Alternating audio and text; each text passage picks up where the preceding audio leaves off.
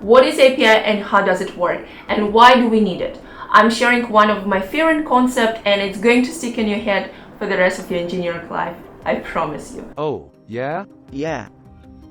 Hi, I'm Natalia. I'm Cloud and DevOps engineer and today I'm sharing a high-level concept about API and its important role in software engineering. If you work or think about joining tech, I'm sure you often hear this abbreviation. APIs in general have been around almost as long as computing. Yes, they started to think about how two computers can talk to each other a long time ago. And we usually refer to modern web API, which began taking shape in the early 2000s. So API stands for Application Programming Interface. And what is it exactly? Let's dive into the concept. API in simple words is a set of rules and protocols that lets different software applications communicate with each other. There are several types of API, each serving different purposes and cases. Here are the main types. Number one, REST, Representational State Transfer API. It uses HTTP requests to get, post, put, and delete data.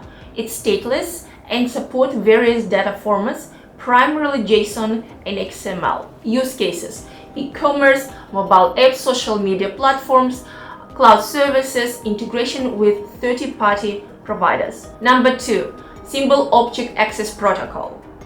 It uses XML to format messages and relies on other protocols like HTTP and SMTP to send and receive these messages. Use cases: banking, healthcare, government, everywhere, which requires high level of security and reliability. Number three, GraphQL API. It's a query language for APIs that allows clients to request exactly the data they need. It was developed by Facebook. Use cases can be personalized content recommendations, finance, fintech, and gaming. Number four, it's a WebSocket API. It allows two-way communication over a single TCP connection, enabling real-time data transfer. Use cases can be chat apps, live updates, and online gaming. gRPC Remote Procedure Calls. It's an open-source framework by Google for remote procedure calls. It uses HTTP2 for sending data, protocols, buffers for defining data structures, and works with many programming languages. Use cases can be microservices communication, low latency, high performance applications. This API caters for different needs. It can be simplicity, performance, real-time capabilities, or specific data requirements. And today let's look closer at the most popular and well-known API type, which is REST. And because of its simplicity, many major web services and platforms use REST APIs. Example, Google, Twitter, Facebook, Amazon, contributing to its popularity and extensive documentation and support. REST or RESTful. It's often used interchangeably, but there is a little difference between these two terms. REST is a theory or set of rules for designing how web services should work. It's pretty much architectural term. A RESTful, a web service or API that follows those rules.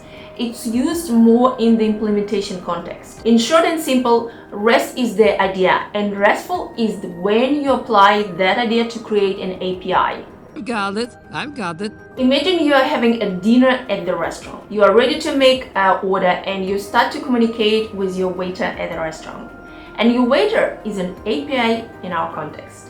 He takes orders from you and your client application communicates them to the kitchen, which is a server or service, and delivers food response back to you. Let's see the process more closely. He takes orders. Just as a waiter takes orders from customers, an API receives requests from client applications specifying the desired action or data. He communicates with the kitchen.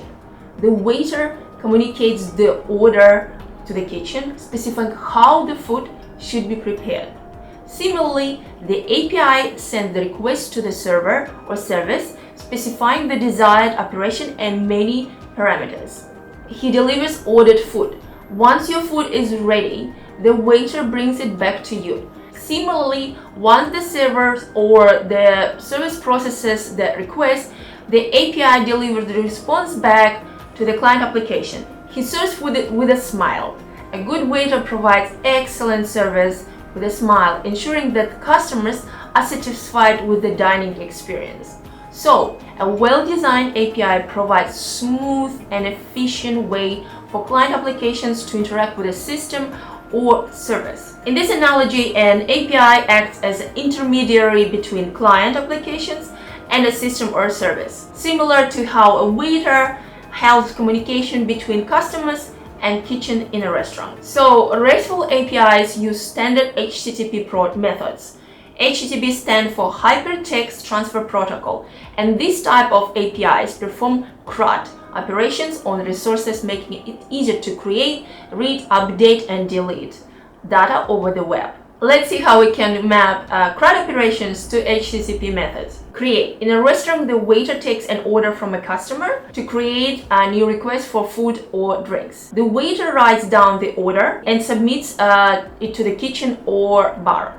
Read. It's like the waiter checks the menu or asks the kitchen about the availability of certain dishes for you or products.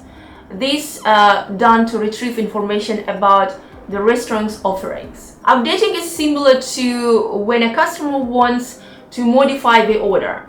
The waiter would make note of the changes and update the order with the kitchen or bar. Deleting is like when a customer decides to cancel an item from their order. The waiter would remove the item from the order and inform the kitchen or bar about the change. And in conclusion, APIs play a crucial role in modern software development by enabling different applications, systems, and services to communicate and interact with each other.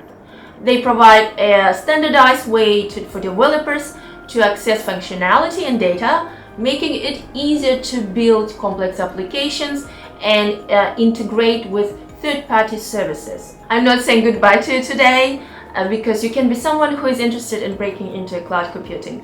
I highly recommend checking this video next, where I'm sharing about vertical and horizontal scaling concepts and how to remember what is what.